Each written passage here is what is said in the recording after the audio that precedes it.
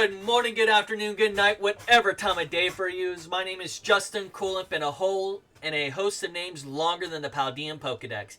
And today we're going to do a review of Pokemon Scarlet and Violet while I participate in a tournament in Pokemon Scarlet and Violet.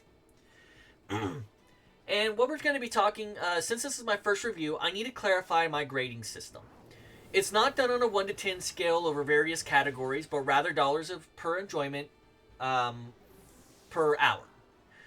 That means, for a new release, I need to get 65 hours of enjoyment out of a game to equal my expectations. This is my bare minimum for me to consider the game worthy of purchase.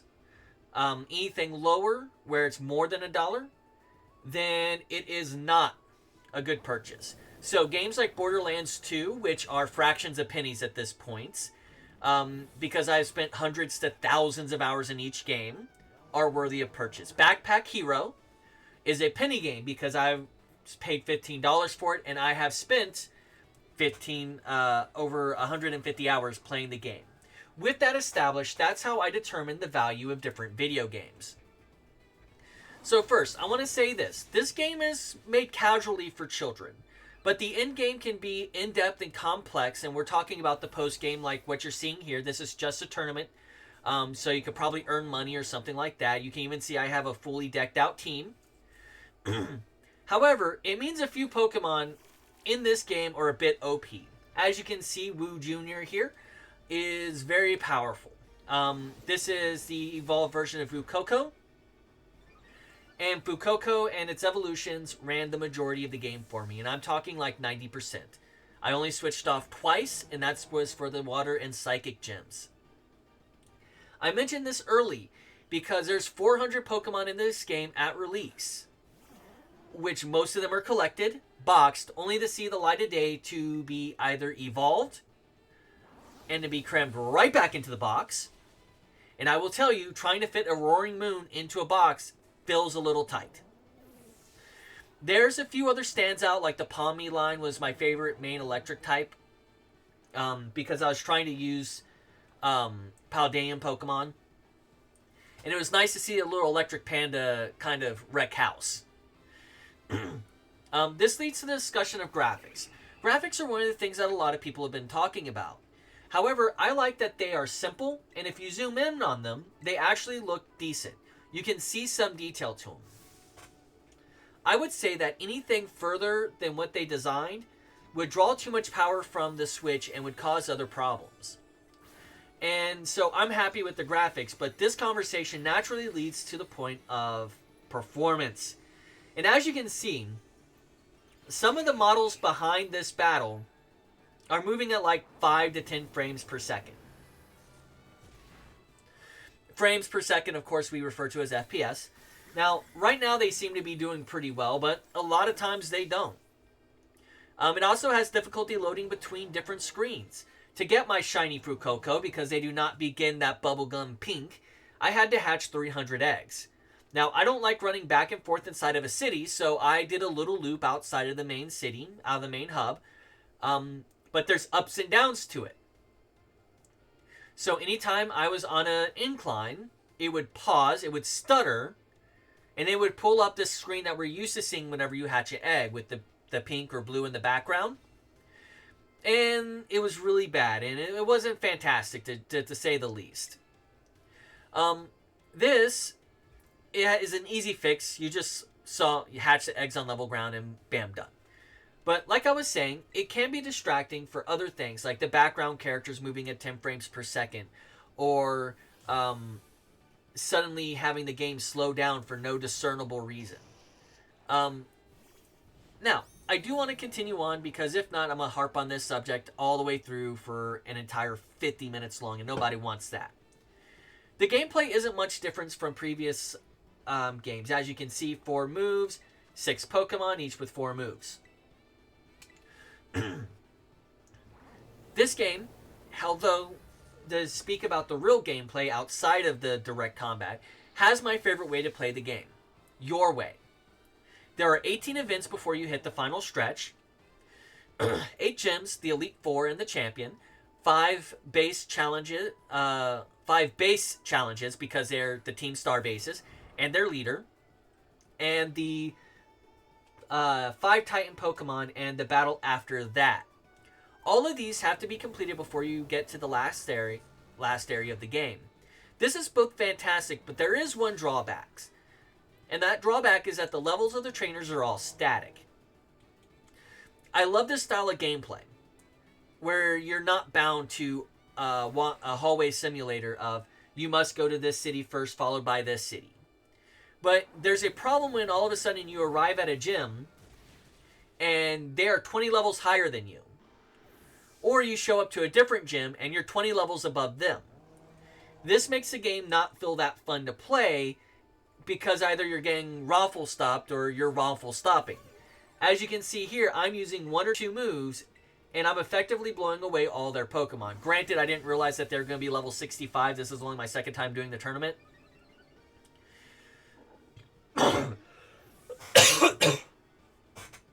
Sorry about that. But this can be easily fixed by adjusting, using the Ace Pokemon. So I have a level 100 Skeledirge here. And using that as the base level for their Pokemon. So their Ace would be level 100, and the rest of their Pokemon could be level 98, 90, 99.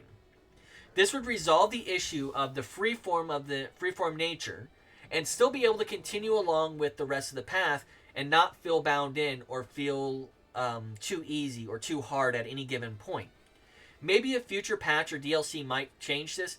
I'm hoping for more this freeform way of doing the events will stick around. Because essentially, it's this previous games, but you're not bound to which city you go to first, which gym.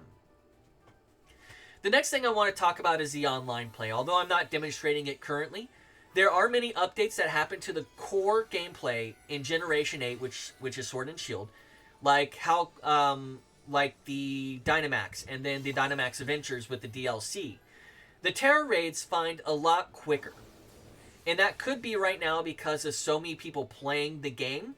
But that does come back with a couple of drawbacks. First, once the game starts to die out, once all the polish is off and you have all the players running away back to what other games that they're playing, will those queues be as quickly and will you have enough people to be able to support that the Terra raid's constantly going on? The other thing that comes up with this is the menus are locked whenever you're doing this. You're not allowed to go along and do other things. You are stuck on a menu and you have to wait till it resolves. You can't back out unless you kill the game. And that's just the soft relock what I'm talking about. Now, like I said, not horrible right now, but once it starts to hit a lull, we're going to see something different. Being locked in is also how you have to get your eggs.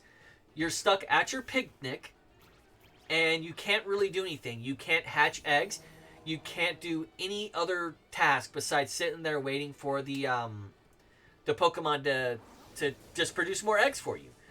With the right sandwich, with the right setup, you are able to make it faster for the number of eggs you collect, but you're not able to do anything else. You can wash your Pokemon. You can watch them play with the ball. You can talk to your Pokemon. But you're not going to end up with a situation where you can hatch eggs or do something else. You can't do the online mode at that time. So, with all this said, I still think the game is worth your time. For $65, I am at 105 hours of enjoyed gameplay hours. And that is because I do not play games that I do not like to play. And this is within the first week of the game being released. Although I will be taking a small break since I played so much of it all in one bulk sitting. The DLC and events are going to have me coming back, such as the Charizard in December.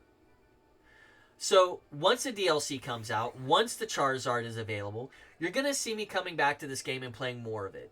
That's going to probably give me another 15 to 60 hours on the minimum, if not another 100 to 200 hours on my main character if I don't try to do Nuzlocks or speedrun the game or speedrun like sections of the game. So at this moment, the game is almost a 50-cent game. And that's before any DLC. That's before any other pop-ups for any other things to happen while the game is being developed. That means it is more than worth your time because it's under that dollar that I was talking about. Because of that, it does make a complete difference on the way that how we might perceive the game. And I want you to know that this game is worth it. The slow frame rate at times, all of it is very much worth your time because the core gameplay is good. It is a solid loop. You find yourself going back to different sections. You find yourself shiny hunting or trying to breed a perfect Pokemon. There's a lot to do. Casually, you will probably still end up spending around 65 hours playing the game. And that's because there's enough to catch, enough to do, enough to explore. Because the world is very explorable.